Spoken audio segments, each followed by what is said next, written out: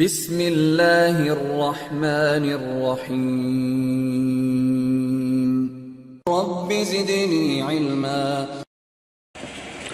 بسم اللہ الرحمن الرحیم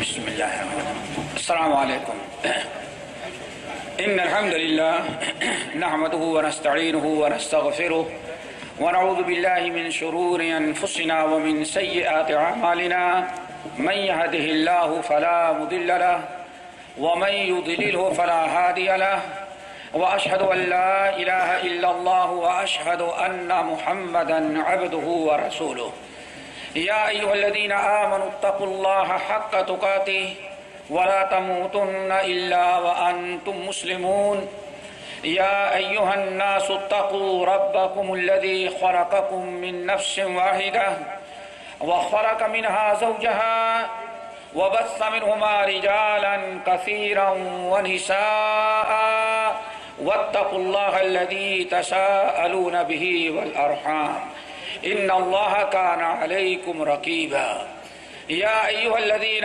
آمنوا اتقوا الله وقولوا قولا سديدا يصلح لكم أعمالكم ويغفر لكم ذنوبكم ومن يطع الله ورسوله فقد فاز فوزا عظيما أما بعد فإن خير الحديث كتاب الله وخير الهدي هدي محمد صلى الله عليه وسلم وشر الأمور محدثاتها وكل محدثة بدعة وكل بدعة ضلالة وكل ضلالة في النار فأعوذ بالله من الشيطان الرجيم بسم الله الرحمن الرحيم يا أيها الذين آمنوا لا تقدموا بين يدي الله ورسوله واتقوا الله إن الله سميع عليم علماء کرام، صدر جلسہ، بزرگان دین، نوجوان ساتھیوں، دینی ماں اور بہنوں، ہم نے آپ حضرات کے سامنے سورہ حجرات کی ایک آیت تلاوت کی ہے اور آج انشاءاللہ اسی آیت کی روشنی میں کچھ باتیں آپ حضرات کے سامنے ہم کریں گے، لیکن الحمدللہ اتنی باتیں آپ لوگوں نے سنا اور ہم بھی سنا۔ شیخ موسیٰ کے سے لے کر کے ہم اپنے عزیز انصار زبیر تک بہت ساری باتیں سن چکے ہیں۔ اب ان باتوں کو ان سے زیادہ اگر اسی پر اکتفا کر لیا جاتا تو ساری باتیں یاد رہ جاتی۔ ہم کچھ لمبی باتیں کر دیں، سنی ہوئی باتیں وہ قیمتی اگر ذہن سے نکل گئی تو بڑا نقصان ہوتا ہے، لیکن پھر بھی ہم کوشش کرتے ہیں کچھ باتیں ذرا آپ حضرات کے سامنے رکھیں، اور اللہ تعالیٰ سے دعا کرو کہ اللہ ہمیں قول حق اور آپ تمام لوگوں کو قبول حق کی توفیق نصیب فرمائے۔ دوستو، سب سے بڑا معاملہ ہے اس زمانے میں حق کون نہیں جانتا؟ حق کون نہیں جانتا؟ حق جانتے سب ہیں، لیکن معاملہ ہے قبول کا۔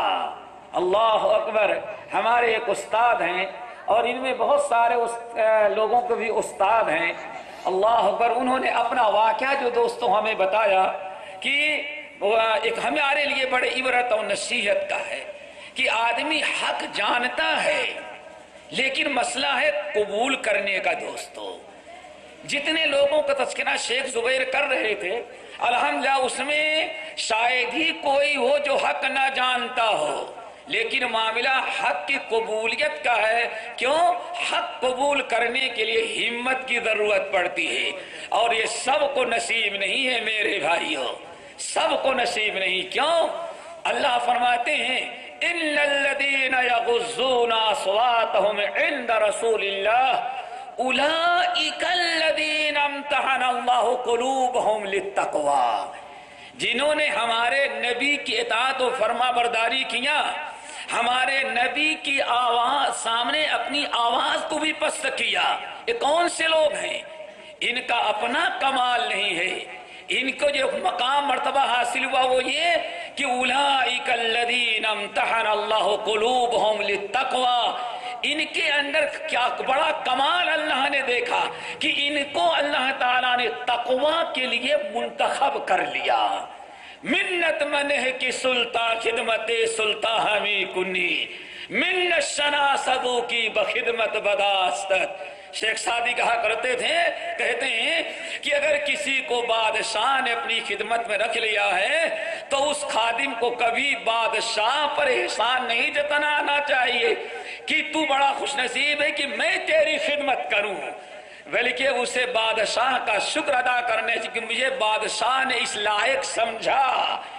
اگر اللہ نے دوستو آپ کو حق قبول کرنے کی توفیق دی ہے تو اللہ تعالیٰ کا احسان ہم پر ہے کہ اللہ نے اس لائق ہم کو سمجھا اس نے. اللہ اکبر. تو دوستو قبولیت حق کی بات چل رہی تھی. ہمارے انہی جو تقریباً ہندوستان میں یہاں جتنے علماء بیٹھے سب کے استاد ہیں، ایک دن ہم سے اپنا واقعہ کہنے لگے، اپنے اہل حدیث ہونے کا قصہ سنانے لگے کہ اللہ اکبر بڑی عبرت کی چیز ہے. میں نے جو کہا میرے بھائی دعا کرو، اب کہنے کی کچھ ضرورت نہیں، رات کا وقت ہے، اللہ سے دعا کرو کہ دنیا میں سارے مسلمانوں کو حق قبول کرنے کی توفیق نصیب فرما دے.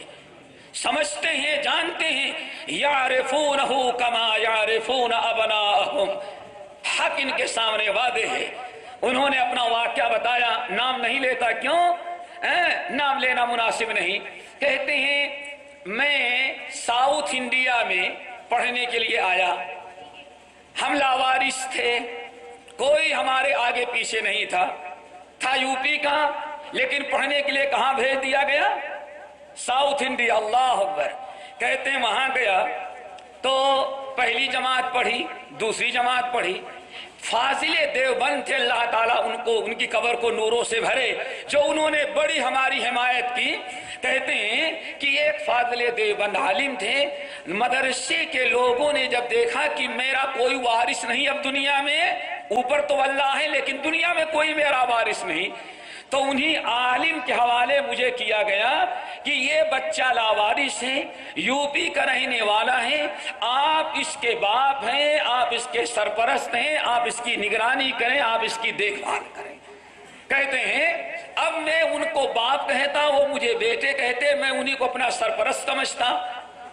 لیکن میں نے پہلی جماعت پاس کی، دوسری جماعت پاس کی. جب بلوغ المرام، میرے بھائیو یہ کہنے کی بات ہے، میں بتانا چاہتا ہوں کہ آدمی کے اندر پورے ہندوستان میں انقلاب آیا کس کی بنا پر؟ انگریز کی وجہ سے انقلاب آیا یا کسی اور کی وجہ سے آیا؟ انقلاب آیا کہاں سے؟ آج ساری دنیا میں اتنی پریشانی لوگوں کو کیوں لاحق ہے؟ بہت بڑی وجہ ہے کہ ان کے دینے کھلانے پلانے والے ممبر اصل میں روزانہ کم ہوتے جا رہے ہیں. معاملہ اصل میں دوستو یہ ہے اور کچھ نہیں.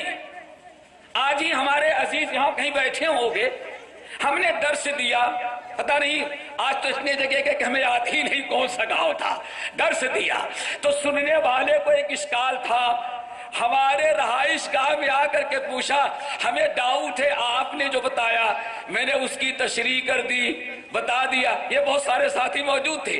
تو اللہ مجھ کو اوپر سے نیچے تک دیکھتا ہے، دائیں بائیں والوں کو دیکھتا ہے، کہتا ہے کہ اگر اہل حدیث کے علاوہ کسی اور مولوی کے پاس جاتے تو سوال کرنے کی اجازت نہ ملتی، اور ڈانٹ کر کے بھگا دیتا. میرے بھائی کیوں؟ ایک مثال، انقلاب آیا کیسے، آیا دنیا میں کیوں؟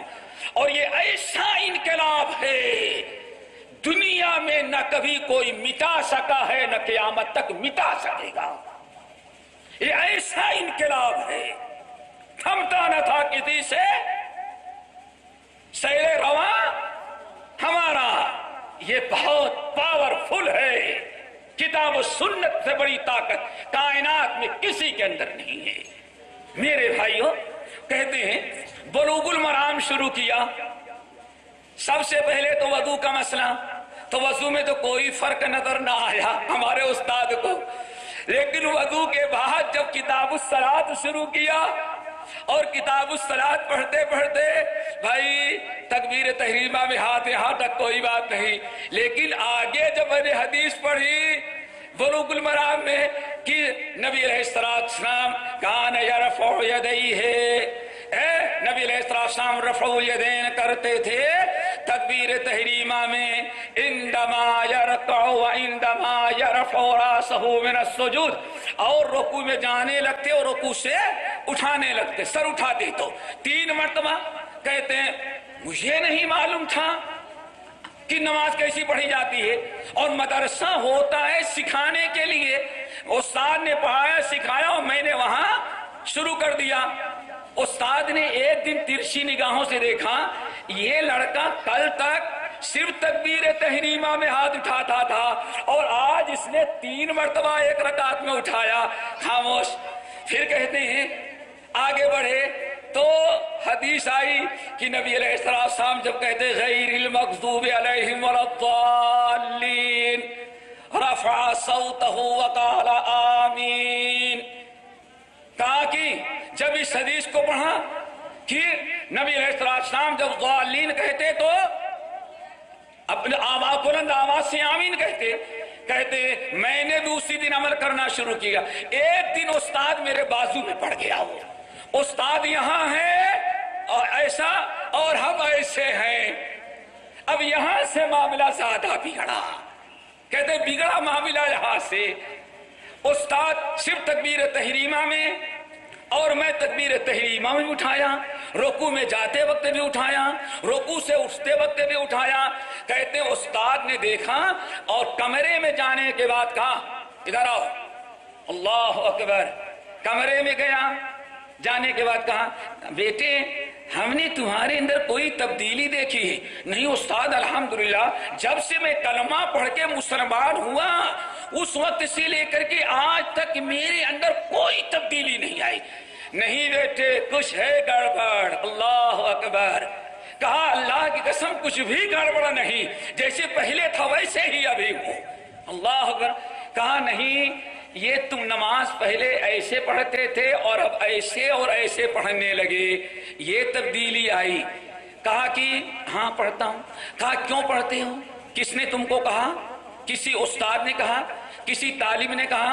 کہا نہیں، نہ ہم کو کسی استاد نے کہا، نہ کبھی طالب نے کہا، نہ کسی ساتھی نے کہا، ہم اصل میں غیر مسلم تھے، مسلمان ہوئے اور دین ہی اسلام سیکھنے کے لیے آپ کے یہاں آئے تھے۔ اب استاد جو پڑھاتا ہے جو پڑھتے جا رہے ہیں اس پر عمل کرتے جا رہے ہیں، بس۔ کسی نے ہمیں نہیں کہا ہاتھ یہاں باندھنے کا، استاد نے پڑھایا اور ہم نے باندھ لیا۔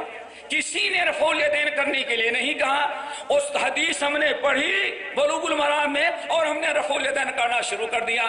کہا اللہ کی قسم ابھی بھی استاد سوچا ہے کوئی نہ کوئی اس کے پیچھے ہوگا، اللہ اکبر۔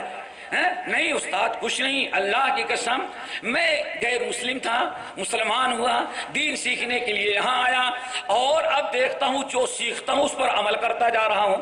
استاد نے کہا کہ اچھا خبردار کبھی چھوڑنا نہیں۔ اب ذرا دیکھو جو سننے کی بات ہے، خبردار کبھی چھوڑنا نہیں۔ اگر کوئی استاد یا طالب تمہیں منع کرے تو مجھ سے شکایت کرنا، میں اس سے نپٹ لوں گا۔ کہتے ہیں اب میرے حیرانی کی انتہا نہیں، خود تو نہیں کرتا لیکن ہم سے لڑنے کے لیے پورے مدرسے والوں سے تیار ہے۔ بہت دیر تک میں نے کہا استاد آپ کیوں نہیں کرتے؟ کہا کل 5 بجے فلاں ہوٹل پر آنا تب میں تمہیں جواب دوں گا۔ کہا ساری رات گزری، دن گزرا، ٹائم دیکھ رہا ہوں 4:45 بجے تو وہاں پہنچ جاؤں، اور یہ بھی ہے کہ استاد کیا جواب دے گا۔ کہا جیسے 4:45 بجے جس ہوٹل کا چائے کے ہوٹل کا نام بتایا تھا کہا فوراً وہاں پہنچ گیا تو وہاں ایک تو استاد تھے اور 4 اور بیٹھے ہوئے تھے اور سب کے سب ایک ہی ادارے کا، نام لینا مناسب نہیں، ایک کا میں نے بتا دیا، سب اسی ادارے کے فضلاء تھے اور مفتیان نظام بیٹھے ہوئے تھے، چائے پی رہے تھے۔ اب میں کھڑا ہوا تو چائے والے کو کہا ایک چائے اس کو بھی لا کر کے دے دو، اس کو بھی لا کے دے دو، اللہ اکبر، اس کو بھی لا کے دے دو۔ کہا مجھے چائے پلایا، اب انتظار کر رہا ہوں، اب جواب دیں گے، اب جواب دیں گے۔ 24 گھنٹے بڑے مشکل سے گزرے ہوئے ہیں جواب کے لیے کہ میں کرتا ہوں آپ کیوں نہیں کرتے۔ اس کا اتنا لمبا جواب کہ 24 گھنٹے میں تیار ہوگا۔ اب میں بیٹھا، تھوڑی دیر کے بعد مغرب کے اذان کا وقت ہوا، بیٹھے جاؤ، واپس لوٹا دیا۔ اب آیا میں کمرے میں، سوچتا ہوں استاد نے جواب نہیں دیا اور واپس لوٹا دیا۔ بڑی مشکل کے بعد رات کو سونے کے پہلے نیند نہیں آئی تو گیا، میں نے کہا استاد آپ نے ہمیں بلایا تھا جواب کے لیے، آپ نے جواب نہیں دیا، چائے پلا کر کے واپس کر دیا۔ کہا جواب تمہارا میں نے دے دیا۔ کہا کیا دیا؟ کہا کہ بیٹے جو تم کرتے ہو وہی حق ہے، اب میں نہیں کیوں کرتا وہ بتا دوں۔ وہ کنارے بیٹھا تو بہنوئی ہے، یہ دوسرا سالہ تھا، وہ داماد تھا، اگر میں تمہاری طرح کرنے لگوں تو چاروں مل کر کے ہماری زندگی تنگ کر دیں گے۔ جانتے سب ہیں معاملہ عمل کا ہے دوستو، اللہ تعالیٰ سے دعا کرو حق سننے اور حق جاننے کے ساتھ عمل کی توفیق مل جائے۔ اسی لیے ساری زندگی نبی علیہ السلام دعا مانگتے رہے، اللہم انی اسألک الہدی والتقی والعفاف والغنی۔ یہی ہے کہ انسان کو ہدایت ملے تو آئندہ ہدایت پر قائم رہنے کی دعا مانگے، لیکن کتنوں کو ہدایت ملی اور آدھے راستے گئے، پھر اس کے بعد آدھا راستہ بند ہو گیا۔ ہم کچھ اور سوچے تھے، کبھی انشاءاللہ موقع ملا تو بتاؤں گا۔ سید سلیمان ندوی کا نام سنا ہوگا آپ لوگوں نے، ہاں کہ نہیں سنا ہے بھائی؟ علامہ شبلی کا نام سنا ہے نا؟ ان کے دنیا کے سب سے بڑے شاگرد رشید، اللہ اکبر، کتنی پیاری بات کہتے ہیں، سن لو۔ کہتے ہیں شاہ اسماعیل ولی اللہ، پھر شاہ عبدالعزیز، اس کے بعد شاہ اسماعیل سے جو تحریک چلی تھی کتاب و سنت کی، یہ بات چھڑنا نہیں چاہتا تھا لیکن میں کسی اور موقع پر ٹال رہا ہوں، لیکن اشارہ کر دوں کہ ہدایت کو کسی کو ہدایت ملی آدھے راستے پر رک گیا، اور بڑے خوش نصیب ہو کہ آخر تک تم چل رہے ہو۔ بڑے صاف لفظوں میں کہتے ہیں کہ ہندوستان کا مسلمان 3 گروہ میں تقسیم ہو گیا۔ کتنے گروہوں میں؟ ایک خالص حنفی، ایک اہل حدیث اور ایک دوسرا، سمجھ گئے نا؟ دوسرا نہیں سمجھے؟ ارے بھائی جن کو اپنے آپ کو بریلوی کہتے ہیں، سنی کہتے ہیں، سمجھ گئے نا؟ کہتے سارے ہندوستان کے مسلمان کتاب و سنت کا علم نہیں تھا، بلکہ سید سلیمان ندوی کی تحریر آج مقالات سلیمان میں اور تاریخ دعوت و عدیمت میں موجود ہے۔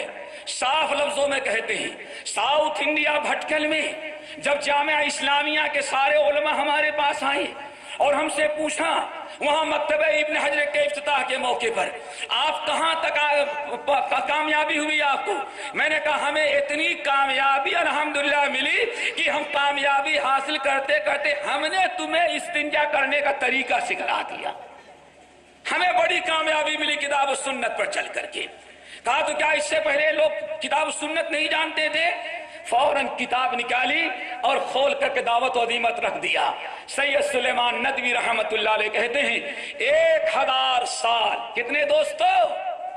زور سے بولو، ہاں 1000 سال کا عرصہ اس بر صغیر کے مسلمانوں پر ایسا گزرا ہے کہ انہوں نے فقہی الفاظ کی پوجا کی ہے۔ بس کیا کیا ہے؟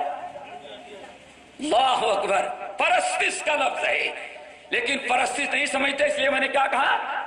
پوجا کی۔ اللہ اکبر، فقہی الفاظ کی پرستش کرتے رہے۔ یا جیسے ہمارے مولانا بتا رہے تھے، کہاں گئے کہ مولوی صاحب سے پوچھا اگر بچہ خوب نیک ہو تو باپ کو سب دے دینا جائز ہے۔ حوالہ پوچھا تو کیا حوالہ دیا؟ فتاوی۔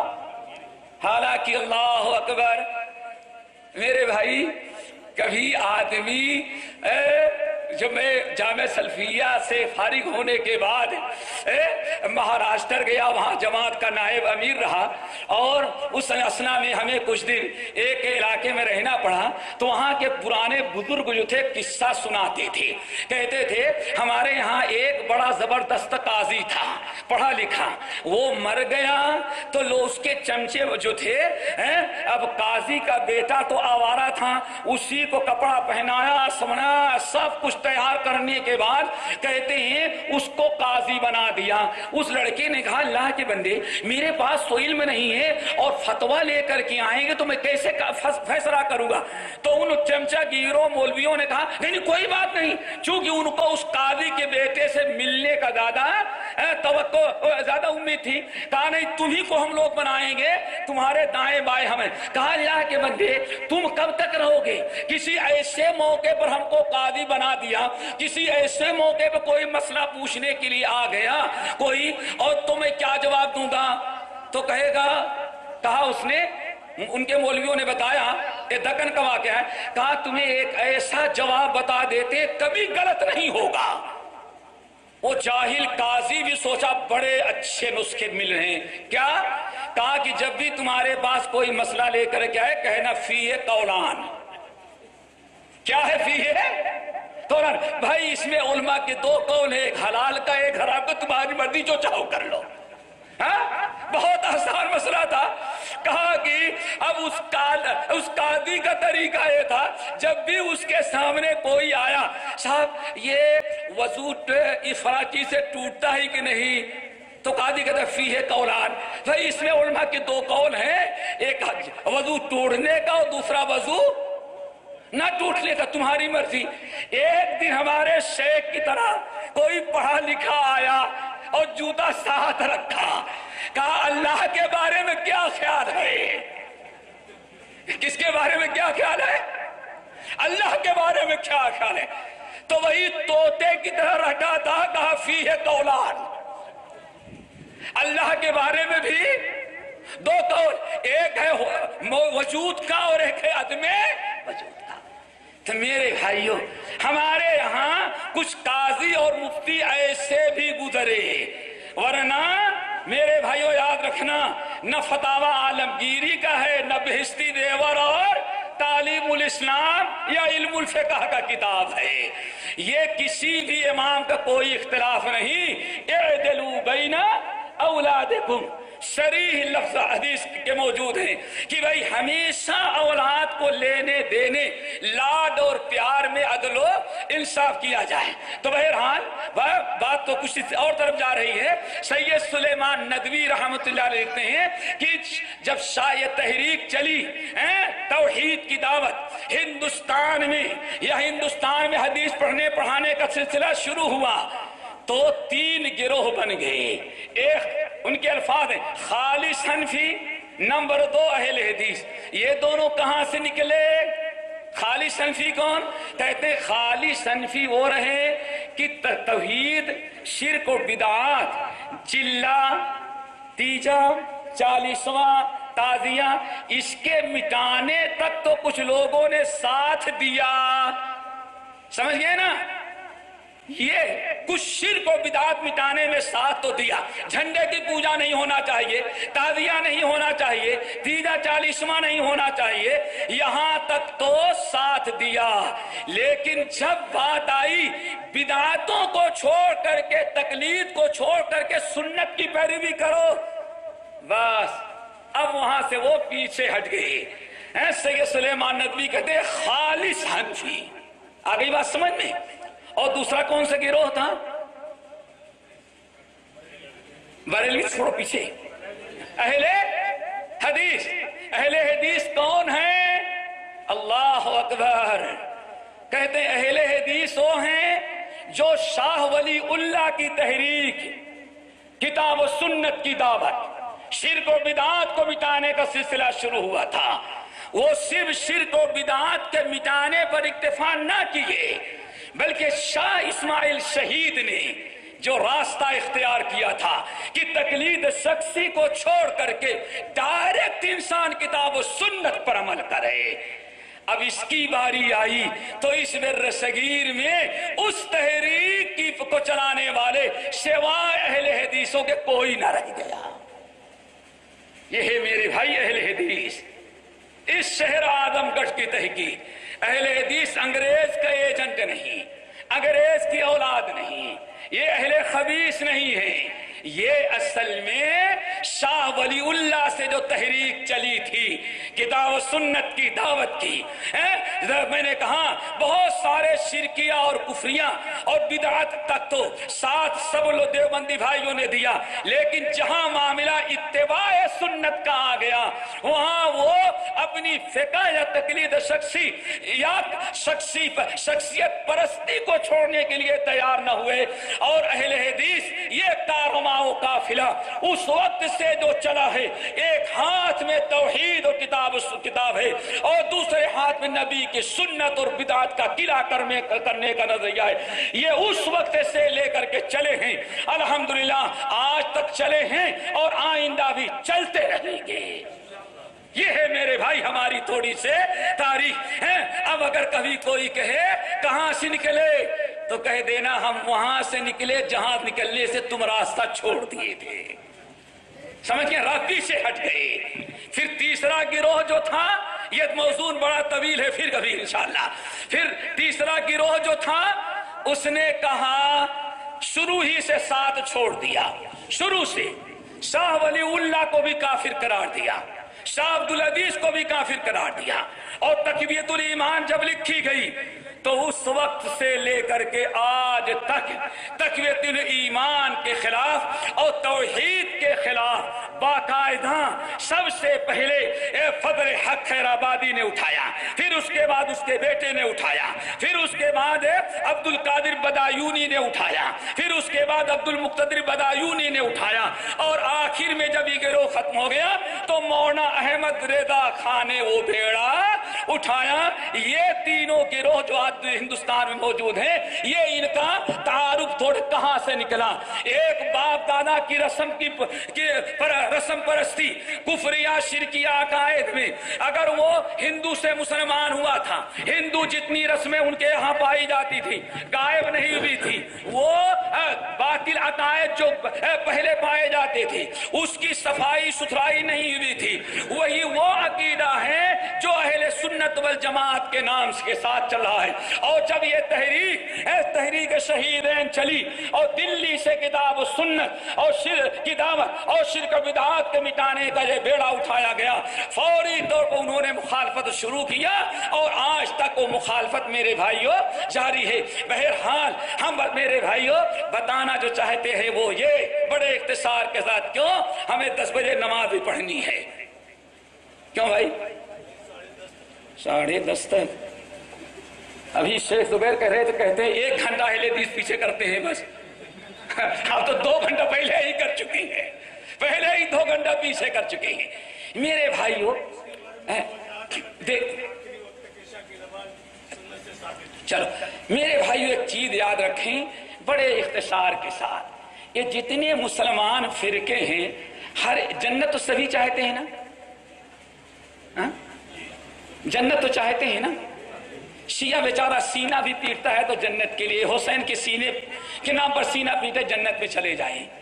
اب آیا جنت کیسے ملے گی، کیا خیال ہے بتاؤں؟ جنت کیسے ملے گی؟ تو ایک چیز یاد رکھیں، بابا آدم کو اور حوا کو تو اللہ نے فری میں جنت دے دیا تھا، کیوں بھائی؟ کچھ بابا آدم نے کچھ عمل کیا تھا، حوا نے کچھ عمل کیا؟ ارے پیدا ہی جنت میں کیا اور کہا رہو مسجد میں۔ اللہ تعالیٰ نے آدم اور حوا کو تو جنت فری میں دے دیا، کوئی قیمت ان سے نہیں مانگی، اور وہ بھی کہا کہ پوری جنت تم میاں بیوی کی، بس ایک درخت کے قریب نہیں جانا۔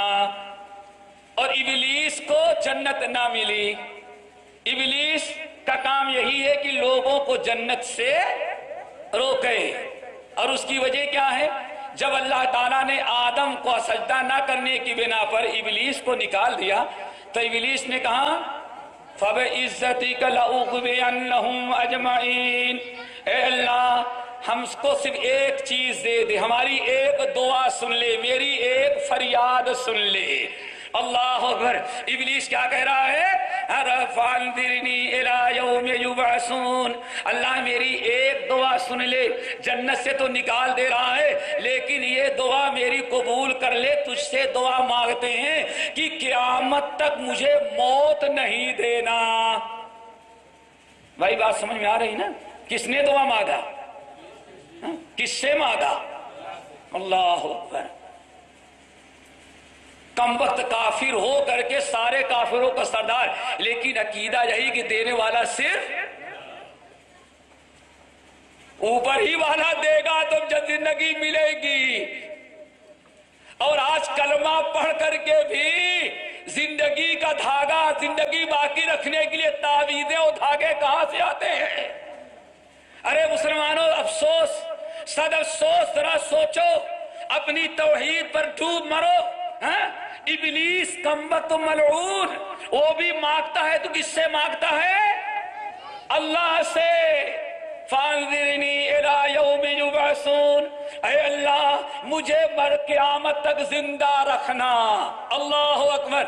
اللہ نے کیا فرمایا؟ جا فإنک من المنظرین، میں نے تیری دعا قبول کیا، قیامت تک کے لیے تجھے زندگی بھی میں نے دے دیا۔ ٹھیک ہے نا؟ ایک چیز ہے، ابلیس مانگتا کس سے ہے؟ اللہ سے، کیوں یقین ہے کہ نیچے والے دے نہیں سکتے، دینے والا صرف اوپر ہے۔ نمبر دو، کہیں سے فارغ نہیں تھا، وہ یہ بھی سمجھتا تھا کہ دعا مانگو تو بغیر وسیلے کے مانگو، اللہ قبول کر لیتا ہے۔ لیکن آج کا معاملہ یہ ہے، جتنا بڑے ادارے کا فارغ ہوگا اتنا ہی عقیدہ بگڑا ہوگا۔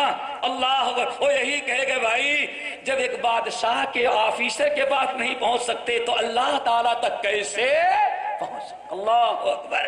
ارے ابلیس سے کم سیکھ لیتے کہ مانگا جاتا ہے تو کیسے مانگا جاتا ہے۔ اللہ نے دے دیا مہلت کم وقت کو، ٹھیک ہے نا؟ اب بابا آدم کو اور مائی حوا کو بڑا ورگلایا، پورا قصہ معلوم ہے۔ آخر کار ایک تجویز رکھی آدم کو، هل ادلک علی شجرۃ الخلد وملک لا یبلی، اے آدم اور حوا کیا تمہیں ایک ایسے درخت کی خبر دیں کہ جنت میں ایک ہی درخت ہے اور اس درخت کا کمال یہ ہے کہ جو انسان هل ادلک علی شجرۃ الخلد وملک لا یبلی، اس درخت کا کمال یہ ہے کہ جو شخص اس درخت کا پھل کھا لے گا اس کو دو چیزیں ملے گی۔ نمبر ایک، اس کو ایسی جنت ملے گی جو ایس ملک لا یبلی، اس کو اللہ تعالیٰ جنت میں ہمیشہ رکھیں گے، کبھی جنت سے نکالا نہیں جائے گا۔ نمبر دو، وَمُلْكِ لَا يَبْلَى، ایسی بادشاہت اللہ عطا کریں گے جو کبھی ختم ہونے والی نہیں ہے۔ یعنی کبھی اب جاؤ گے تو کبھی الیکشن کر کے حکومت قائم کرنے کی ضرورت نہیں، بغیر انتخاب کے، الیکشن کے، قیامت تک کے لیے اللہ تجھے بادشاہت عطا کر دے گا۔ اب یہی بابا آدم تھوڑے سے للچا گئے، کام کی چیز تو بڑی بتایا، اور وہ بھی کہتا ہے وَقَاسَمَهُمَا إِنِّي لَكُمَا لَمِنَ النَّاصِحِينَ، اور اے ابلیس آدم، ہم اللہ کی قسم کھا کے کہتا ہوں کہ ہم تمہارے خیر خواہ ہیں، لیکن تم میری بات نہیں مانو گے۔ کیوں؟ اللہ نے کہہ دیا حرام ہے تو اس کو حرام ہی تو سمجھو گے، لیکن بات اصل یہ ہے میں تمہارا خیر خواہ ہوں اور اسی اللہ کی قسم کھا کے کہتا ہوں۔ ابلیس بھی قسم کھاتا ہے تو اللہ کی، مسلمان کھاتا ہے تو بابا کی، ابلیس قسم کھاتا ہے تو صرف اللہ۔ وَقَاسَمَهُمَا إِنِّي لَكُمَا لَمِنَ النَّاصِحِينَ۔ بہرحال بابا آدم تو کچھ آگے پیچھے، مائی حوا گئی بڑا کام کا درخت ہے کھا لو۔ بہرحال ابلیس تو پہلے ہی نکالا گیا تھا، بھگا دیا گیا، اور آدم اور حوا جن کو جنت فری میں ملی تھی وہ بھی زمین پر اتار دیے گئے، جاؤ۔ لیکن جنت ہے تمہارے لیے، یاد رکھنا، اب سمجھو میرے بھائیو، جنت میں جانا ہے، فری فنڈ کی جنت تو ختم ہو گئی، آدم اور حوا کو ملی تھی بس، اب قیامت تک آنے والے آدم کی اولاد کو اگر جنت ملے گی تو اسی قیمت ادا کرنی ہے، اور قیمت کیا ہوگی؟ اللہ تعالیٰ نے قیمت مقرر کی ہے وہی قیمت سمجھانا ہے۔ قُلْنَا اهْبِطُوا مِنْهَا جَمِيعًا فَإِمَّا يَأْتِيَنَّكُم مِّنِّي هُدًى۔ آگے بھائی بھائیوں کو یاد رہے تھوڑا سا، قُلْنَا کہاں سے آواز آئی؟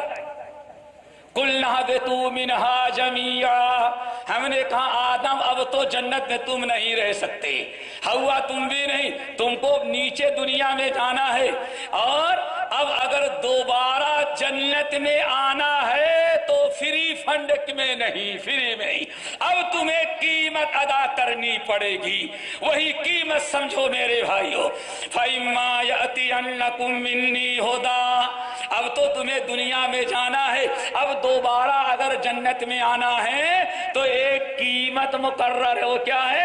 فَإِمَّا يَأْتِيَنَّكُم مِّنِّي هُدًى، تمہاں ہمارے ذرا یاد رکھنا، فَإِمَّا يَأْتِيَنَّكُم مِّنِّي کہیں اور سے نہیں، فَإِمَّا يَأْتِيَنَّكُم مِّنِّي، پھر جب آئے تمہارے پاس ہمارے یہاں سے ہدایت، ہدایت کہاں سے آئے گی؟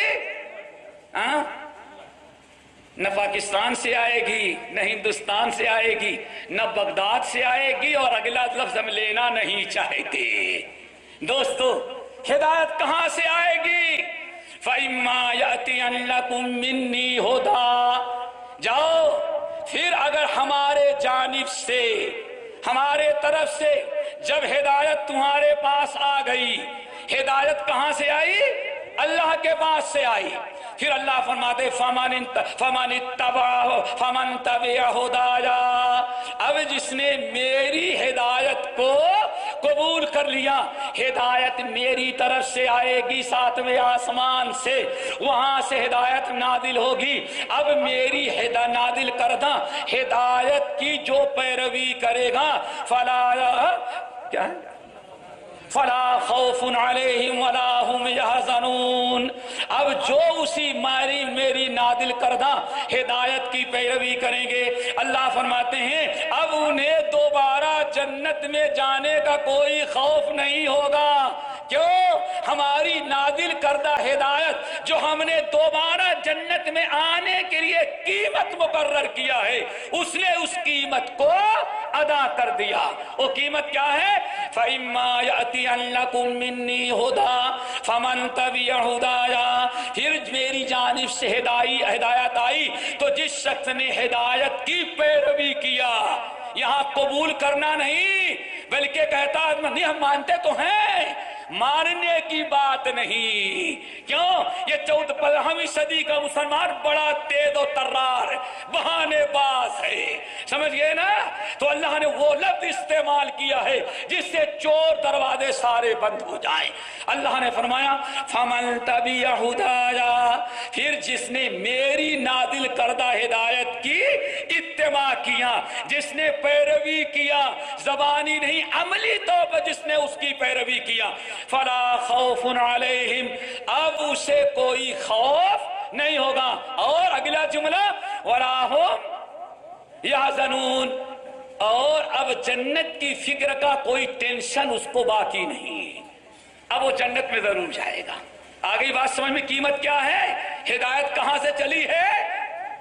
یہی لفظ یاد رکھنا، فَإِمَّا يَأْتِيَنَّكُم مِّنِّي هُدًى، سورۃ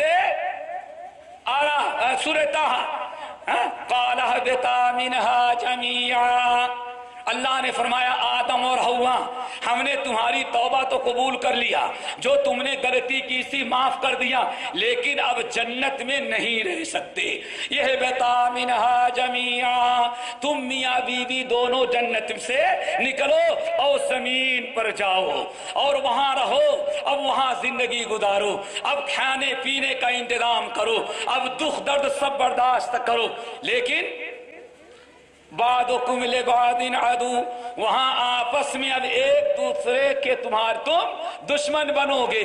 پھر آگے سنو، فَإِمَّا يَأْتِيَنَّكُم مِّنِّي هُدًى فَمَنِ اتَّبَعَ هُدَايَ فَلَا يَضِلُّ وَلَا يَشْقَىٰ۔ اب اگر میری جانب سے کوئی ہدایت آئی تو جس شخص نے میری ہدایت کی پیروی کیا فلا یضل، وہ گمراہ نہیں ہوگا۔ پتہ چلا ایک ہی ہدایت ہے جس کے قبول جو اللہ کے تحت عرش سے چلتی ہے اور زمین پر اللہ نے نازل کیا، وہی ایک ہدایت ہے جس نے اس ہدایت کی پیروی کیا۔ رب العالمین نے فرمایا فلا، بولو کیا ہے؟ فلا یضل، وہ کبھی گمراہ نہیں ہوگا۔ اور کیا نہیں ہوگا؟ ولا یشقیٰ، اور جنت سے محروم بھی نہیں ہوگا۔ اب سوال یہ ہے وہ کون سی ہدایت ہے جو اوپر سے اللہ نازل کرے گا؟ اب وہ سورہ اعراف، اللہ نے فرمایا یا بنی آدم یا بنی آدم اما یأتینکم منی، اے یا بنی آدم، اے آدم کی اولاد، اب دوبارہ تمہیں جنت میں جانا ہے تو یاد رکھو فَإِمَّا يَأْتِيَنَّكُم مِّنِّي، جب ہماری طرف سے تمہارے ہاں کوئی رسول آئے۔ دوستو بات سمجھ میں آ رہی ہے؟ جنت کی خوب ماشاءاللہ، جنت کی قیمت۔ اب دوبارہ جنت میں جانا ہے تو قیمت کیا ہے؟ اب دوبارہ جنت میں جانے کی جو نو انٹری لگ گئی ہے وہ نو انٹری ختم کیسے ہوگی؟ وہ ایک ہی چیز ہے، کیا؟ وہ ہدایت جو کہاں سے نازل ہوتی ہے؟ آسمان سے۔ اور میرے بھائی کیسے آتی ہے ہدایت؟ سورہ اعراف کی آیت، فَإِمَّا يَأْتِيَنَّكُمْ رُسُلٌ مِّنْكُمْ، سورہ اعراف کی آیت۔ پھر ہدایت کیسے آئے گی؟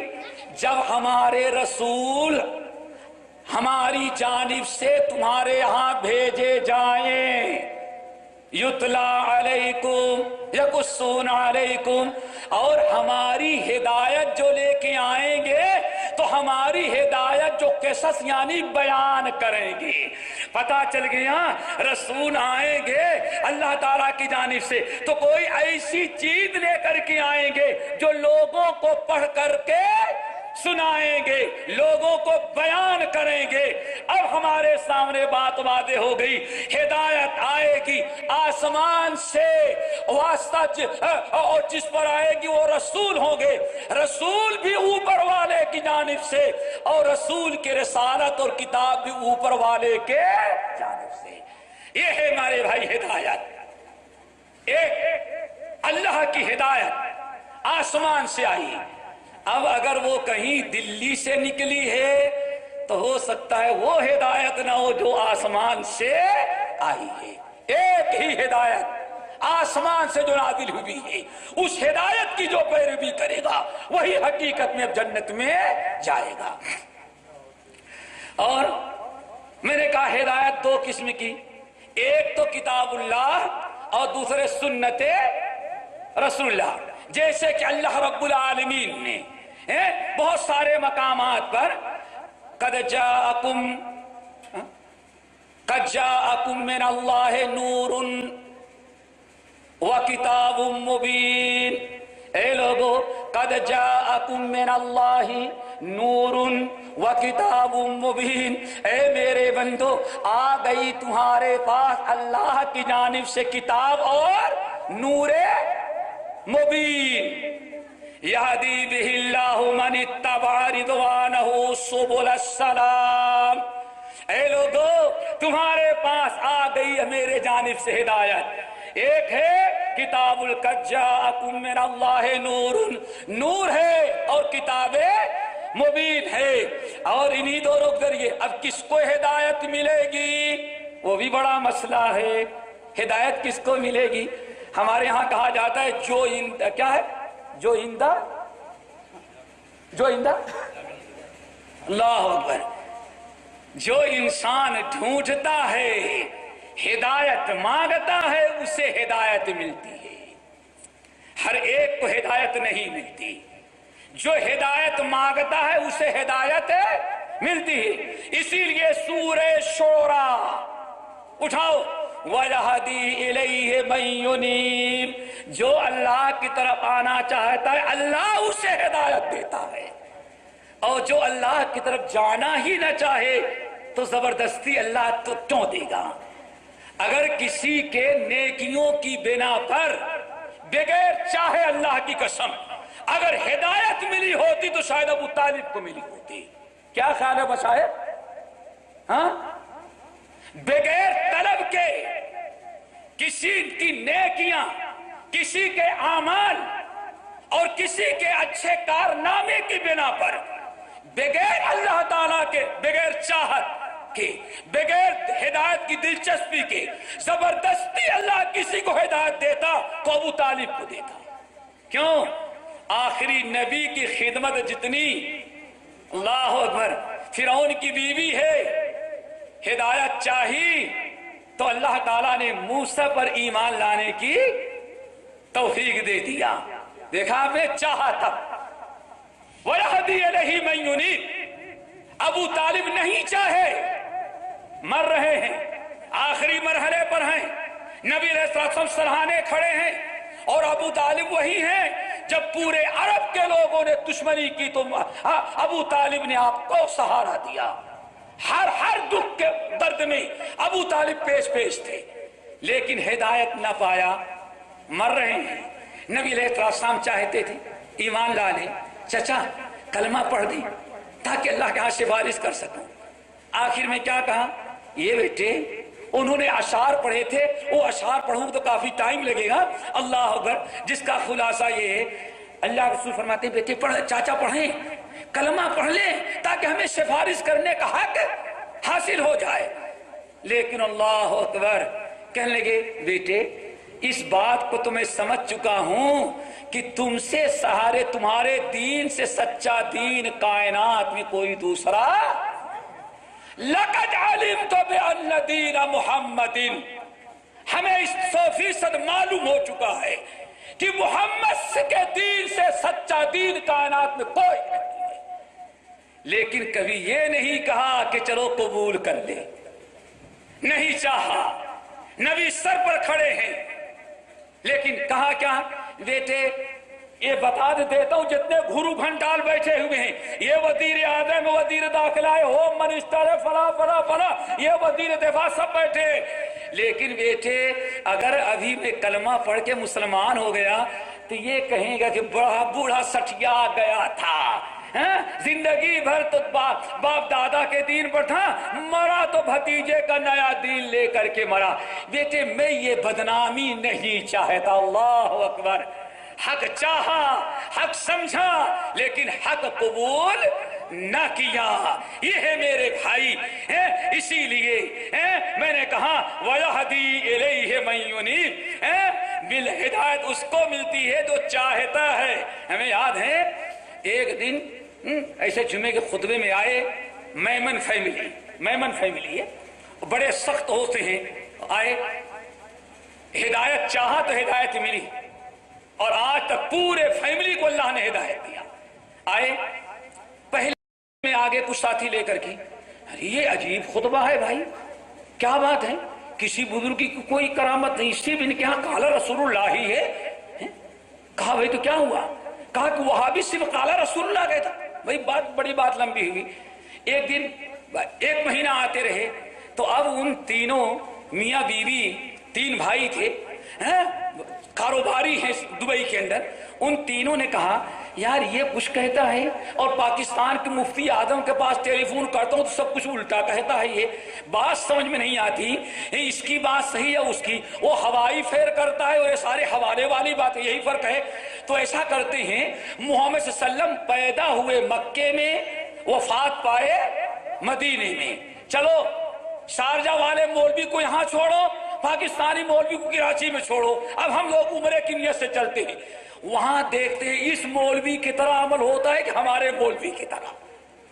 بیچارے گئے، سب سے پہلے مکے میں گئے تو ان کی بھی وقت آ چکا تھا. سب سے پہلے ان کو جو امام ملا شیخ شریف ملے. کون ملا؟ وہ بھی ملا تو کڑا کے امام، ڈھیلا امام نہ ملا کوئی.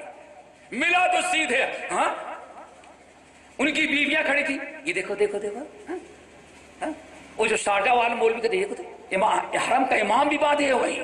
اچھا پھر پورا دیکھ لیا وہاں. اللہ اکبر. اب کہتے ہیں مکہ اسلام یہاں نازل ہوا، قرآن یہاں مکی میں نازل ہوا. اللہ تعالیٰ کیسے باقی رکھے گا کہ سچا یہاں ہو اور اس جھوٹے عمل کو یہاں اپنے گھر میں باقی رکھتے ہیں. کہتے ہیں پھر وہاں سے چلے. چلو ہو سکتا ہے اللہ کو، ہمارے علماء کہتے ہیں یہ بھی ہے لیکن آخری عمل یہ تھا. سمجھ گئے نا؟ ہے یہ بھی ہے لیکن سب منسوخ ہے. ہاں یہ بعد والا. ہمارے امام نے سب بعد والی چیزیں لی، پہلے والی چیز نہیں لیے. بہت اچھا ہے. تو ان کے ذہن بات آئی پہلا عمل مکے کا ہے، آخری عمل مدینے کا. وہاں دیکھ وہاں کے امام کیا کرتا ہے. وہاں آئے تو 10 ہی بجے سے اگلی سب میں جا کے کھڑے ہوئے ہیں کہ امام کو دیکھنا ہے. سمجھ گئے نا؟ وہاں ملے تو شیخ حذیفی ہمارے استاد مل گئے، وہ بھی ملے تو وہی ملے. سمجھ گئے نا بھائی کیا؟ وہ بھی ملے تو وہی ملے. کہتے ہیں پہلا عمل وہ اور آخری عمل یہ. پیدا مکے میں، نبوت مکے میں ملی، قرآن پر نزول مکے میں ہوا اور اختتام اور وفات مدینے میں. اب تیسری جگہ جہاں کون ہے جو اس سے آخر والا عمل ہمیں ملے. دیکھو وَيَهْدِي إِلَيْهِ مَن يُنِيبُ. ہدایت جو ڈھونڈتا ہے اللہ اسے ہدایت دیتا ہے. جو ہدایت چاہتا ہی نہیں اسے ہدایت کبھی نہیں ملتی. ملتی ہے ہاں ملتی ہے کبھی؟ ملتی ہے مرنے کے وقت. مرتی ہے کب؟ مرنے کے وقت ملتی ہے. اللہ اکبر. وہ بھی سب کو نہیں. ایک صاحب کو ملی، رو رہے ہیں مرنے کے وقت. ہم نے ساری زندگی اپنے مذہب کی تائید میں کوشش کر کے ساری زندگی ضائع کر دیا. کیا خیال ہے ہاں؟ لیکن اس کے باوجود بدلنے کے لیے تیار نہیں. اللہ اکبر. دیکھا ملتی ہے. راضی کو ملی ساری زندگی گمراہی پر، عقیدہ برباد، اسماء و صفات کا انکار. لیکن مرنے کے وقت کیا کہتے ہیں لوگوں؟ ہاں انا اموت والا عقیدت امی. وہ میری ماں جو تھی جھاڑو لگانے والی گھر میں پڑھ لکھ کر کے تو عقیدہ برباد کیا، لیکن سن لو میں توبہ کرتا ہوں. آج تک زندگی میں جس چیز کی دعوت دیا میں اس سے توبہ کرتا ہوں.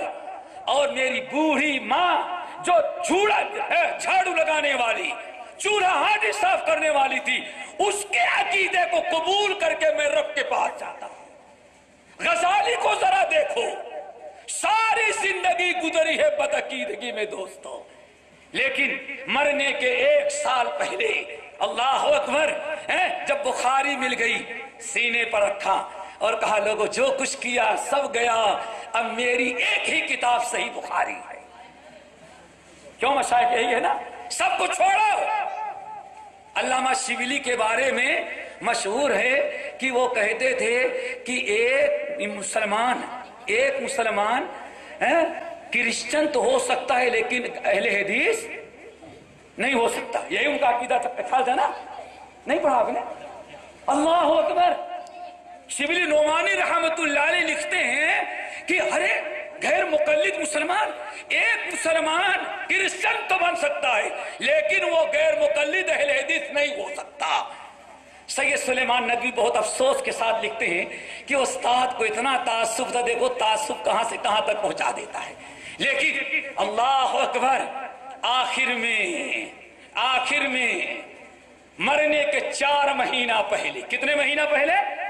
4 مہینہ پہلے کہتے ہیں اللہ اکبر ہدایت ملتی ہے لیکن موقع نکل جانے کے بعد اللہ اکبر ٹھیک 4 مہینہ پہلے شبلی نعمانی رحمت اللہ علیہ کہتے ہیں بس اب تو دل یہی چاہتا ہے ابن تیمیہ اور ابن قیم کا ہاتھ پکڑ کے ہر معاملے میں انہی کی اتباع کروں. اللہ، دیکھا آپ نے میرے بھائیوں، وَيَهْدِي إِلَيْهِ مَن يُنِيبُ. انسان اللہ تعالیٰ اگر ہدایت چاہے تب اس کو ہدایت ملتی ہے. بات نکلی تھی قَدْ جَاءَكُم مِّنَ اللَّهِ نُورٌ وَكِتَابٌ مُبِينٌ. اے لوگو، اللہ کی طرف سے تمہارے پاس آ گئی ہے ہدایت. ہدایت مت اوپر سے چلی ہے. سمجھ گئے؟ ہاں تو بتا رہا تھا وہ پاکستانی فیملی کیا، ٹھیک ہے نا، کس کو دیکھ لیا؟ شیخ حذیفی کو. ہاں بھائی اب تو کوئی تیسری جگہ نہیں. کیوں بھائی؟ لیکن ہمارے ہاں ایک تیسری جگہ ہے، سن کے تعجب کریں گے. ایک تیسری جگہ ہے. لوگ کیا کہتے ہیں معلوم ہے؟ ہم جب پڑھتے تھے یہاں کہیں جگدیش پور ہے آپ کے اعظم گڑھ میں؟ اعظم گڑھ میں کوئی جگدیش پور ہے؟ ہاں ہاں ہمارے استاد ہیں وہاں. اللہ اکبر. دارالعلوم دیوبند کے شیخ الحدیث ہیں ماشاءاللہ. سمجھ گئے نا؟ تو ہمارے یہاں بڑا مشہور تھا، ہم کو بتایا جاتا تھا، ذرا غور سے سننا. قرآن نازل ہوا مکے اور مدینے میں. سنیے، کہاں نازل ہوا؟ اور پڑھا گیا مصر میں. پڑھا کہاں گیا؟ قاری عبدالباسط میں. مصر میں پڑھا گیا اور سمجھا گیا ہندوستان میں. دیکھا آپ نے؟ ہمارے ہاں تیسری جگہ ہے جو مکے مدینے سے بھی بڑی. کہتے ہیں قرآن نازل ہوا مکے اور مدینے میں، پڑھا گیا مصر میں اور سمجھا کہاں گیا؟ اچھا کیا سمجھا گیا؟ 1 2 3 4 5 وہ تو پورے کچھ پوچھ رہا ہی نہیں. یہاں تک اتنے علماء بیٹھے ہوئے ہیں. اب آپ کیا پڑھا سمجھ؟ ہندوستان میں کو کیا سمجھا گیا قرآن بتانا چاہتا ہوں. تفسیر بیضاوی کی بسم اللہ میں جو بے آیا ہوا ہے، 2.5 مہینے بے کیا نہیں پڑھا ہوگا میرے بھائی. سمجھے؟ پورے جو قرآن سمجھا گیا ہندوستان میں کیا سمجھا گیا کہ الباء للجار، الباء للاستعانہ، الباء للمصاحبہ. پورے سال بھر میں سورۃ الفاتحہ کی تفسیر ختم پڑھائی گئی. اس کے علاوہ عالم فاضل بن گیا، دورہ حدیث ہو گیا، دورہ نام رکھا گیا. لیکن اس کے باوجود قرآن کی تفسیر پڑھنے کا موقع نہ رہا. اب پتہ نہیں سمجھا کہاں گیا وہ کون سی جگہ تھی جہاں سمجھا گیا؟ میرے بھائی ہندوستان میں قرآن ہندوستان میں بھی سمجھا گیا، لیکن اس سے زیادہ عربوں میں سمجھا گیا. تو اب میرے بھائی وہ پاکستانی میمن فیملی وہیں سے توبہ کیا، کہا کہ وہ شارجہ والا مولوی جو کہتا ہے بالکل سچا ہے، مسلک اہل حدیث سے بہتر مسلک کائنات میں کوئی دوسرا نہیں. کیوں؟ یہی مکے میں بھی ہے، یہی مدینے میں بھی موجود ہے. میرے بھائیوں وَيَهْدِي إِلَيْهِ مَن يُنِيبُ، جو ہدایت چاہتا اللہ اسے ہدایت دیتے ہیں. بات عرض کر رہا تھا قَدْ جَاءَكُم مِّنَ اللَّهِ نُورٌ وَكِتَابٌ مُّبِينٌ. اے لوگو اللہ کی جانب سے تمہارے پاس آ گیا ہے، آ گئی کتاب قرآن پاک، اور کیا آ چکا ہے؟ نور.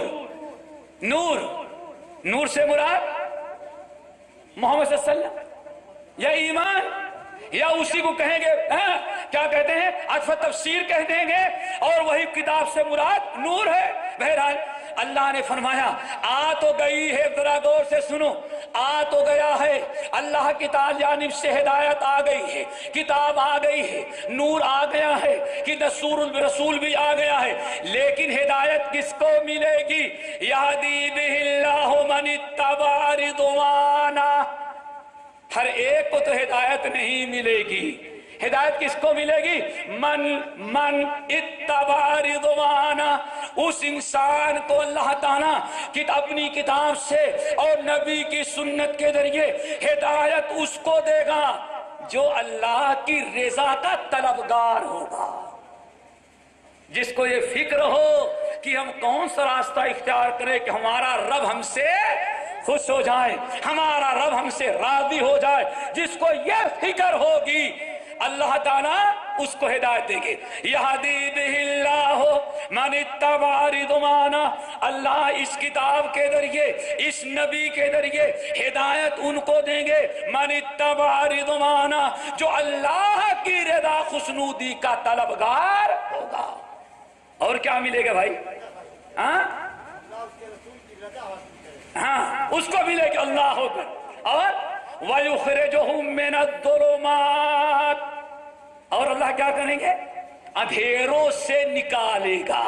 کس سے نکالے گا دوستو؟ اندھیرا کیا چیز ہے؟ اندھیرا ابھی اللہ نہ کرے یہاں لائٹ چلی جائے تو سب ایک دوسرے کو دھکے ماریں گے، کیا خیال ہے بھائی؟ پہلوان بولو۔ لائٹ چلی جائے بھائی اٹھو چلو، بھگدڑ مچ جائے، پتہ نہیں کتنے کے ہاتھ پیر توڑ دیں گے آپ اپنے آپ کو بچانے کے لیے۔ کیوں؟ اندھیرے میں کچھ نظر نہیں آتا۔ آپ راستہ پکڑ کے جائیں، یہ بجلی کا کھمبا ہوگا سر پھوڑ لیں گے، گٹر کی نالی ہوگی اس میں گر جائیں گے، سامنے کار کھڑی ہوگی اس سے دھکا کھا جائیں گے۔ انسان اندھیرے میں کچھ دیکھ نہیں پاتا۔ دنیا میں راستہ چلنے کے لیے اس لیے لائٹیں لگائی جاتی ہیں۔ قرآن پاک نے بیان کیا، اللہ تعالیٰ نے دو نور عطا کیا ہے ہدایت۔ اب جنت میں جانے کے لیے اللہ نے دو لائٹیں انسانوں کو دی ہیں، ایک ہے کتاب اللہ اور دوسری سنت رسول اللہ۔ اب جس کے پاس یہ دو لائٹیں ہیں اسے تو نظر آئے گا شرک کیا ہے اور ہدایت کیا ہے۔ کیوں بھائی؟ لائٹ نہیں ہے جس کے پاس، اصلی لائٹ نہیں ہوگی تو پھر میرے بھائی اصلی لائٹ، یہ لائٹ سفید ہے نا، اس پر گرین کور چڑھا دیں گے تب کیسی ہو لائٹ؟ اصلی ہے کہ نکلی؟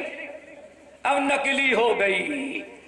یہ دو نور ہیں دوستو، ایک کتاب اللہ ہے، قد جاءکم من اللہ نور وکتاب مبین ما کنت تدری ما الکتاب ولا الایمان ولکن جعلناہ نورا۔ اے لوگو، ہم نے جو ہدایت نازل کیا ہے ہم نے اس کو بندوں کے لیے نور بنایا ہے۔ یہ لائٹیں ہیں دو۔ اب اگر کسی کو جنت میں جانا ہے، چاروں طرف سے اندھیرا ہے، تاریکی ہے، چھائی ہوئی ہے تاریکی، اب اس کو لائٹ کی ضرورت ہے دوستو۔ اور لائٹ دو ہی ہے تین؟ کتنی ہے بھائی؟ بولو بھائی کتنی ہے؟ دو ہی ہے نا؟ دو ہی، ہاتھ تھے اللہ نے دو ہی دے دیا۔ اب یہ دو لائٹیں ہیں، ایک سے بھی کام نہیں چلے گا۔ جب دونوں ایک ساتھ چلتی ہیں جلتی ہیں لائٹیں، انہی لائٹوں کو جس نے قبول کر لیا، ہاتھوں میں لے لیا، اللہ نے فرمایا وَيَهْدِيهِ إِلَىٰ صِرَاطٍ مُسْتَقِيمٍ، اللہ تعالیٰ اب انہیں جنت تک پہنچا دینے والے صراط مستقیم پر ڈال دیا۔ اور جس کے پاس کتاب و سنت نہیں، دنیا کی ساری تعلیمات ہو، میرے بھائی اندھیرے میں ہے تو کفر کو کفر نہیں سمجھے گا، ایمان کو ایمان کیا سمجھے گا؟ کیوں؟ اندھیرے میں رسی پڑی ہے تو سانپ سمجھ کے بھاگیں گے، اور ممکن ہے کہ سانپ ہے تو رسی سمجھ کر کے اس کو اٹھا لیں گے اور سانپ ڈس لے گا۔ لیکن اگر لائٹ ہوتی تو آپ نہایت آسانی سے دیکھ لیتے۔ یہ دو لائٹیں ہیں ہدایت کی، ایک ہے کتاب اللہ اور دوسرے ہے سنت رسول اللہ، اور اسی پر پوری امت نے زور دیا تھا، اسی پر پوری امت نے زور دیا۔ جن کو جنت میں جانا تھا، جو جنت کے طلبگار تھے اور جو اللہ کی رضا چاہتے تھے، انہوں نے انہی دونوں لائٹوں کو، ایک ہاتھ میں کتاب اللہ اور دوسرے ہاتھ میں سنت رسول اللہ کو مرتے دم تک مضبوطی سے پکڑا اور اسی پر لوگوں کو دعوت دیتے رہے۔ کسی بڑے سے بڑے کا قول آ گیا، کبھی انہوں نے اس لائٹ کے سامنے کوئی چراغ قبول نہیں دیا۔ ایک دو مثالیں دے کے بات کو ختم کرتے ہیں۔ نمبر ایک، اللہ اکبر۔ اب صحیح مسلم کی حدیث، عبداللہ ابن عمر ابن الخطاب رضی اللہ تعالیٰ عنہما حج میں جا رہے ہیں، امیر الحجاج ہیں، کسی نے کہا حج تمتع کر سکتے ہو؟ کر سکتے ہیں؟ کہا کہ ہاں حج تمتع ثابت ہے، اللہ کے رسول نے کیا ہے، رغبت دلائی ہے، فضیلت ثابت ہے۔ تو سامنے والا بڑا ہوشیار تھا، اس نے یہ نہیں کہا کہ اچھا عبداللہ آپ کے والد نے حج تمتع سے کیوں منع کیا تھا، یہ نہیں کہا۔ کچھ لوگوں کے بحث ہوتے تو پہلے پوچھتے ہیں تاکہ بعد میں وہ اعتراض کریں۔ اس نے کہا، پہلے سوال کیا حج تمتع کر سکتے ہیں؟ کہا کہ ہاں حج کر سکتے ہیں۔ کہا کہ اچھا تمہارے باپ عمر نے تو منع کیا تھا۔ اب یعنی سنت قبول کرنا مقصد نہیں تھا، اعتراض کرنا مقصد تھا، فتنہ پھیلانا مقصد تھا۔ یہ علماء کرام موجود ہیں، اللہ تعالیٰ یہی سمجھ آج امت کے لوگوں کو دے دے۔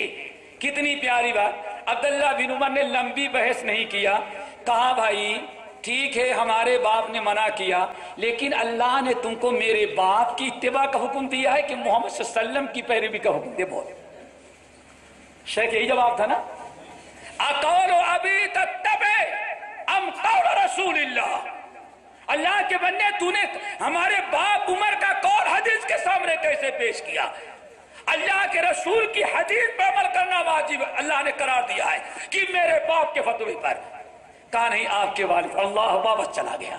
ایک مسند احمد بن حنبل کا واقعہ، حضرت سعید ابن جبیر، یہ جلیل القدر تابعی ہیں، یہ بیٹھے ہوئے ہیں حضرت عبداللہ بن عباس رضی اللہ تعالیٰ عنہما کی مجلس میں۔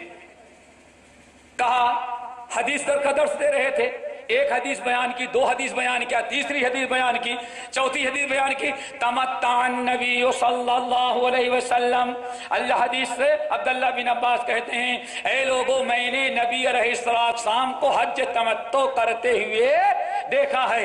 حدیث سن لی۔ ایک نوجوان بیٹھے ہوئے تھے جن کا نام تھا عروہ ابن زبیر، وہاں وہ بول پڑے یا ابن عمر یا ابن عباس، عبداللہ بن عباس، قد نہا عمر عن التمتع، قد نہا ابو بکر و عمر عن التمتع۔ تم حدیث بیان کر رہے ہو کہ اللہ کے رسول نے حج تمتع کیا، حالانکہ ابو بکر عمر دونوں نے حج تمتع سے منع کیا۔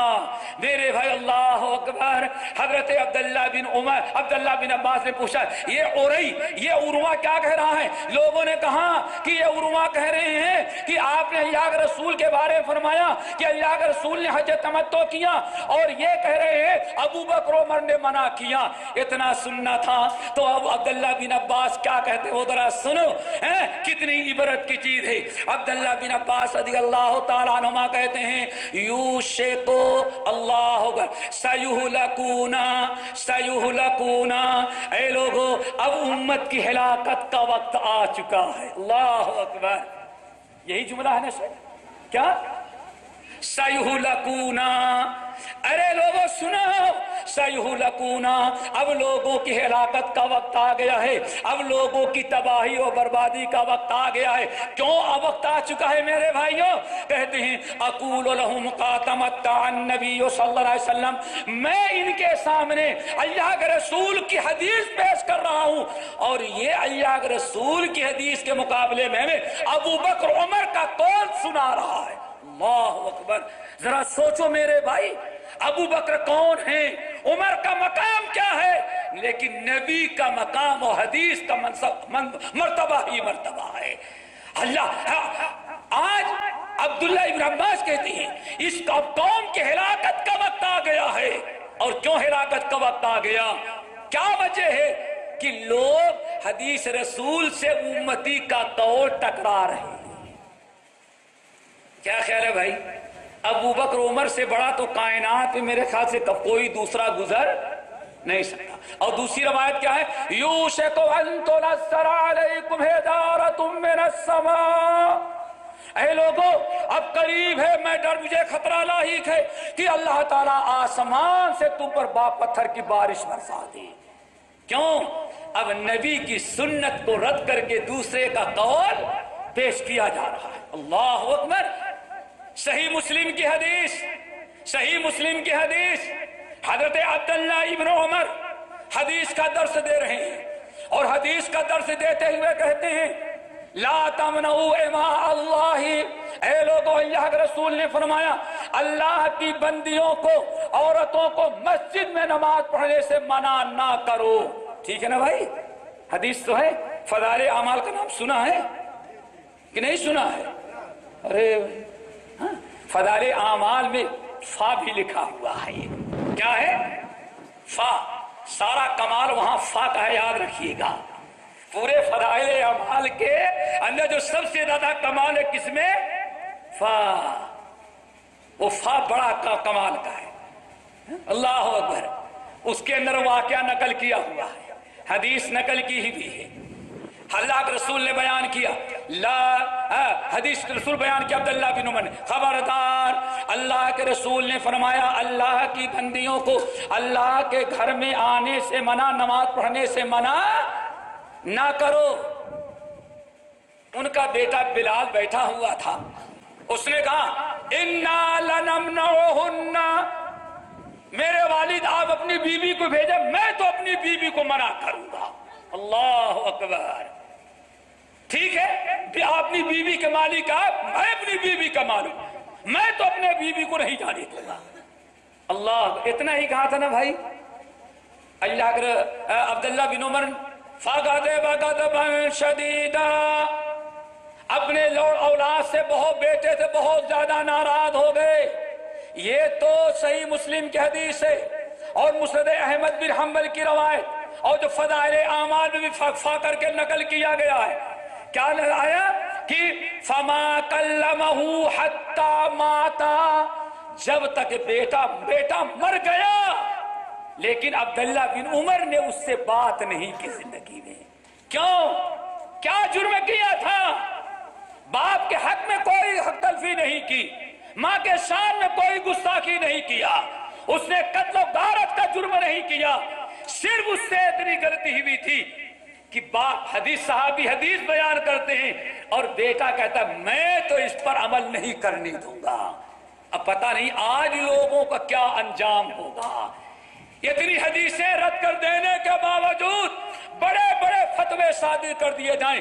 فتنے کا زمانہ ہے، عورتوں کا مسجد میں جانا جائز، چلے میں وہ نکلیں، گشت کرنا ان کے لیے جائز، مغنی کی رسم ادا کرنے کے لیے وہ جائیں، سارا بازار ان کے عورتوں سے بھرے پڑے ہوں، سمجھ گئے نا سارے، لیکن فتنہ کہاں نظر آتا ہے؟ مسجد میں۔ اللہ اکبر۔ سارے شیطانی جگہوں میں اے فتنہ نظر نہیں، جو خالص عبادت کی جگہ ہے یہاں ان کو فتنہ نظر آتا ہے۔ پتہ نہیں یہ سب کچھ کرے، اتنے گستاخیاں کر ڈالنے کے باوجود، اس طرح سے حدیث کی جھوٹی تعویل اور انکار کر دینے کے باوجود بڑا بزرگ ہی ہوگا۔ آپ اسی شہر کے ہیں نا؟ پچھلے سفر میں جب آیا تھا سال بھر قبل، تو ایک صاحب کے بارے میں یہاں فتویٰ بہت سارے لوگوں نے بتایا، اللہ تعالیٰ معاف کرے، کہ اتنی حدیث سے انکار کرنے کے باوجود بھی محمد صلی اللہ علیہ وسلم سے رشتہ ذرا دیکھو۔ خطبہ دے رہے ہیں، خطبہ جمعہ کے دن خطبہ دے رہے ہیں، یہ یہاں نہیں، یہ تو اعظم گڑھ ہے نا، ہاں اعظم گڑھ ہے، اسی ڈسٹرکٹ میں خطبہ دے رہے ہیں۔ خطبہ دیتے ہوئے پہلے 15 منٹ تو اہل حدیثوں کو خوب گالیاں دی۔ اللہ، منبر ہے گالیاں دینے کے لیے، خوب گالیاں دی اہل حدیثوں کو۔ اس کے بعد لوگوں نے کہا سر ایسے جھکایا، ایسے بہت دیر تک جھکے رہے۔ پبلک سوچی کیا ہو گیا، مولانا نے گردن جھکا لی اتنا، سمجھ گئے نا؟ یہ تو اللہ کے رسول پر وہی آتی تو اسے گردن جھکا لی، ان کو کیا بیماری لگ گئی، کیا پریشانی جو اچانک گردن جھک گئی، گالیاں دیتے یا کسی اہل حدیث کی بد دعا لگ گئی، آخر کیوں ایسا بالکل ڈاؤن ہو گیا یہ؟ اللہ اکبر۔ پھر اٹھائے، دیکھو ہر بات کہنے کی نہیں ہوتی، میں بھی کہنا نہیں چاہتا، پھر لیکن بہرحال پھر اٹھے، لیکن ان کو بتا دینا بھی کبھی ضروری ہوتا ہے۔ اب کیا بتایا بھائی؟ بڑی کہانی اپنی بیان کی، گھر سے لے کر کے آخری تک، لیکن جو خاص چیز میں بیان کرنا چاہتا ہوں آخر میں بیان کیا کہ ان سال جب میں حج میں گیا تو دنیا کے جتنے حاجی آئے تھے، ہر حاجی کے پاسپورٹ پر صرف 2 مہریں لگی ہیں، ایک انڈیا سے جانے کی اور دوسرے جدہ ایئرپورٹ پر سعودیہ میں داخل ہونے کی۔ جتنے حاجی ہیں سب پر، لیکن اللہ کے فضل سے میرے پاسپورٹ پر دیکھا جمعے کا دن ممبر پر اللہ کے فضل سے میرے پاسپورٹ پر ایک مہر اور لگی ہوئی ہے۔ اب وہ کون سی مہر ہے؟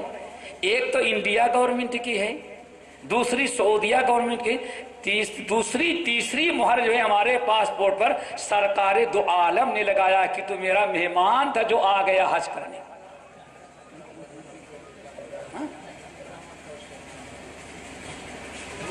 اب میں نام نہیں لینا چاہتا، سمجھ گئے نا، چونکہ اب اگر وہ آ جائیں تو شاید ان کو چومنے کے لیے ہم کو چھوڑ دیں گے آپ لوگ۔ سب سے پہلے ہمارے ریاض بھائی بھاگیں گے، آپ کا نام ریاض ہے نا، سب سے پہلے یہ توڑیں گے، چوم لو، کچھ برکت آ جائے، ہم کو چھوڑ دیں گے وہ۔ اب نام نہیں لیتا، اللہ اللہ سوچو۔ اور حالت یہ ہے، بھیمنڈی میں بیٹھ گئے، ایک اسی علاقے کا، یہی کہیں لوہرا کوئی جگہ ہے، وہاں کا ایک نوجوان پہنچ گیا، لوگوں نے کہا، اب بحث شروع کیا اس نے، یہ ایسا ہے، ہمارے سے کہہ رہے تھے نا کہ جاہل کو تو مولوی سمجھائے لیکن مولوی کو کون سمجھائے، ہم کو مولویوں کو سمجھانے کی ضرورت ہی نہیں ہے، سمجھ گئے نا۔ وہ پہنچ گیا، ایک سوال کیا، 2 سوال کیا، کہا کہ اچھا آپ کہاں سے فارغ ہیں؟ لاجواب ہو گئے تو کہاں کے فارغ ہیں؟ کہا فارغ ہونے سے کیا مطلب، ہم سوال کر رہے ہیں جواب لیں، نہیں فارغ شدہ نہ ہے، اور کہیں کے فارغ نہیں۔ میں کہا میں شمس الاسلام سے فارغ ہوں۔ کہاں سے؟ شمس الاسلام سے۔ کہتے ہیں بھائی آپ اتنے بڑے ادارے سے فارغ ہیں تو بات سمجھے کوئی اختلافی مسئلے میں بحث کرنے کی ضرورت نہیں، آپ بھی حق پر اور ہم بھی حق پر۔ یہ ہے میرے بھائی سمجھانے کا، ان کو سمجھانے کا نتیجہ۔ تو میرے بھائی عرض کر رہا تھا کہ انسان کس قدر جھوٹی باتیں کر ڈالتا ہے، اتنی حدیثوں کے انکار کر دینے کے باوجود پتہ نہیں محمد صلی اللہ علیہ وسلم کب مہر لگائیں گے پچھلے حج میں اس کے پاسپورٹ پر۔ اتنے بڑے مجمع میں ایک انسان بھی پوچھنے کے لیے تیار نہیں۔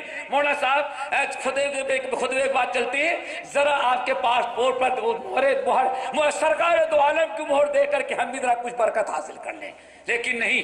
واہ جتنے بڑے بزرگ تھے اس کے ہزاروں گنا پہلے تو یہی بزرگ تھے، تو پاسپورٹ بھی بزرگ ہو گیا۔ یہ ہے ہمارے حالات، یہ ہماری بدعقیدگی۔ تو میرے بھائیو نبی علیہ السلام کی حدیث بتا رہا تھا، عبداللہ بن عمر سے بھی اس لیے ناراض ہو گئے۔ اللہ اکبر، ہمیشہ ائمہ کا صحابہ کے بعد ایک بات اور بتائیں، اللہ اکبر، امام ابن عبد البر رحمۃ اللہ علیہ نقل کرتے ہیں، حضرت عثمان بن عفان حج کر جا رہے ہیں، امیر الحجاج ہیں، سب کا قول، سب کی عزت، سب کا احترام، سب سے محبت، لیکن شاہ ولی اللہ کے ایک شاگرد گزرے ہوئے ہیں، مولا معین الدین سندھی رحمت اللہ علیہ، اللہ اس بزرگ کے قبر کو نوروں سے بھرے۔ اپنی مشہور کتاب الدراسات اللبیب میں بڑی پیاری بات کہتے ہیں، سن لو، حنفی ہونے کے باوجود کہتے ہیں لیکن حدیث کی روشنی مل گئی تھی، حدیث کی عظمت ساتھ آ گئی تھی، حنفی کہنے کے باوجود اپنے آپ کو کتاب و سنت پر عمل کرتے رہے۔ بڑی پیاری بات کہتے ہیں، اے لوگوں، حدیث کا مقام یہ ہے، ایک حدیث کے لیے ہزاروں کیا لاکھوں امام کو چھوڑا جا سکتا ہے۔ میرے بھائی سن رہے ہو نا، ایک حدیث سامنے آ جائے تو ایک حدیث کے لیے کتنے اماموں کو، لاکھوں اماموں کا فتویٰ اور لاکھوں اماموں کا اجماع ایک حدیث رسول کے مقابلے میں ٹھکرا دیا جائے گا۔ لیکن اس کے برعکس کیا ہوگا؟ اللہ اکبر، دیکھا آپ نے میرے بھائی، یہ حدیث کی عظمت۔ عثمان بن عفان سواری پر ہیں، بازو سے ایک گروہ گزر رہا ہے، ایک سنت پر عمل کرتا ہوا۔ عثمان بن عفان نے پوچھا یہ کون ہے؟ لوگوں نے کہا علی بن ابی طالب ہیں۔ کہا بلاؤ علی بن ابی طالب کو۔ علی بن ابی طالب کے پاس آدمی پہنچا، علی عثمان امیر المومنین بلا رہے ہیں۔ دوڑے ہوئے آئے، کیا ہے امیر المومنین؟ لبیک، بولے کیا بات ہے؟ میں نے اس چیز سے منع کیا اور تم کر رہے ہو۔ کہاں کر رہا ہوں؟ اللہ اکبر، ہاں میں کر رہا ہوں۔ کہا تم کو پتا نہیں کہ میں نے منع کیا ہے؟ کہا معلوم ہے آپ نے منع کیا ہے، کافر کیوں کر رہے ہو؟ کہا ایک عثمان نہیں، اگر عثمان بھی منع کرے تو میں اللہ کے رسول کی سنت چھوڑنے والا نہیں۔ یہ ہے میرے بھائی سنت کا کام۔ آؤ آج حدیث کے ترک کرنے میں اماموں کا نام استعمال کیا جاتا ہے، اللہ اکبر، احمد بن حنبل سے لو یا امام ابو حنیفہ سے لیتے ہیں، اللہ اکبر، اٹھاؤ اللہ رکائی کی کتاب السنہ شرح السنہ، اللہ اکبر، اور امام ابن عبد البر کی الاستذکار اور التمہید، ان تینوں کتابوں کو اٹھاؤ۔ احمد امام ابو حنیفہ رحمت اللہ علیہ، کہو بھائی رحمت اللہ علیہ کہتے ہو نا؟ کیوں نہیں، ہمارے امام تھے۔ کس کے امام تھے؟ اہل حدیثوں کے امام تھے۔ کیوں؟ امام اس کا ہے جو اس کو مانتا ہو۔ اس نے کیا کہا؟ جب بھی حدیث آ جائے وہی ہمارا مذہب ہے۔ اور یہاں کیا ہوتا ہے؟ یہاں کیا ہوتا ہے؟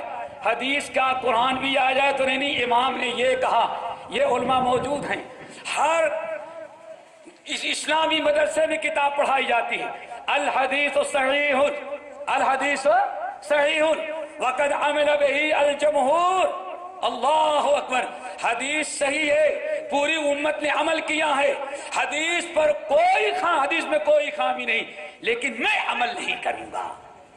دیکھا آپ نے؟ الحدیث صحیح قد عمل به الجمہور، حدیث صحیح ہے اور ساری امت نے عمل کیا ہے، لیکن ہم نہیں عمل کریں گے۔ کیوں؟ نحن مقلدون لابی حنیفہ وتقلیدہ علینا واجب، ہم ابو حنیفہ رحمت اللہ علیہ کے مقلد ہیں اور ابو حنیفہ کی تقلید ہم پر واجب سنت نہیں۔ کیا خیال ہے؟ یہی حدیث کتاب میں ہے نا شیخ مسلم؟ اب میرے بھائی ابو حنیفہ رحمت اللہ علیہ بیٹھے ہوئے ہیں، درس دے رہے ہیں، بہترین قسم کا مجمع جمع ہوا ہے، حماد نامی اہل حدیث آ گئے، حدیث کا علم رکھنے والے آ گئے، تو ان کے شاگردوں میں کچھ ذرا سا ہوتے چلبلے نا، اس نے سوچا یہ اہل حدیث آیا ہوا ہے، یہ کہتا ہے ایمان گھٹتا اور بڑھتا ہے اور اعمال ایمان میں شامل ہیں، اور ہمارے استاد کہتے ہیں ایمان نہ گھٹتا ہے نہ بڑھتا ہے، چلو دونوں کا آج مناظرہ کروا دیں۔